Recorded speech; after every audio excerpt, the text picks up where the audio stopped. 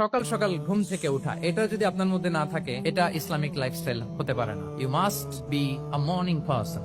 সকাল সকাল উঠতে হবে। আপনার সময় এমন ভাবে মেনটেন করবেন আপনি যে সকাল সকাল ফজরের পর থেকে আপনি অ্যাক্টিভ। তার মানে you have to wake up early, you have to sleep early. একজন মর্নিং পারসন যদি না হন, এটা ইসলামিক লাইফস্টাইল হবে। কারণ আল্লাহ রাসূল সাল্লাল্লাহু আলাইহি ওয়া আলিহি ওয়াসাল্লাম আমাদেরকে সকালে জেগে থাকার ব্যাপারে ইন্সপায়ার করেছেন এবং তিনি দোয়া করেছেন এই উম্মার জন্য স্পেশালি, যে এই সময়টা এটা ফুল অফ বারাকা, ফুল অফ ব্লেসিংস। তিনি দোয়া করেছেন, আল্লাহুম্মা বারিক লি উম্মতি ফি বুকুরিহা। আল্লাহ এই উম্মতের বুকুরটা মানে সকালের সময়টা, লেটস সে সানরাইজের পরে 3-4 ঘন্টা, এই সময়টাকে আল্লাহ আপনি বরকত দিয়ে পড়ে দেন। এই সময়টাতে ঘুমানো যাবে না, এটা হচ্ছে বরকতের সময়। এবং আল্লাহ রাসূল সাল্লাল্লাহু আলাইহি ওয়াসাল্লাম যদি কোনো সামরিক অভিযান প্রেরণ করতেন, এই টাইমে প্রেরণ করতেন, এই বুকুরের টাইমে। এবং সাহাবারা তাদের কোনো ট্রেড ক্যারাভান, ব্যবসায়িক কাফেলা যখন সেন্ড করতেন, এই টাইমটাতে সেন্ড করতেন, কারণ এই টাইমটাতে বারাকা। এখন নিজের সাথে মিলিয়ে নেন যে এই টাইমটাতে আমরা কি করি। আমি জানি না আপনাদের কি অভ্যাস।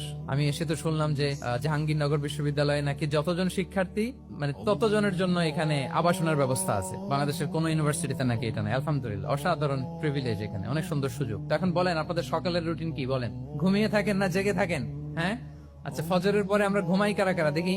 সর্বনাশ। আচ্ছা ঠিক আছে, হাত নামান। আচ্ছা, ফজরের পরে আমরা একটু এক্সারসাইজ করি, পড়াশোনা করতে বসি কারা কারা?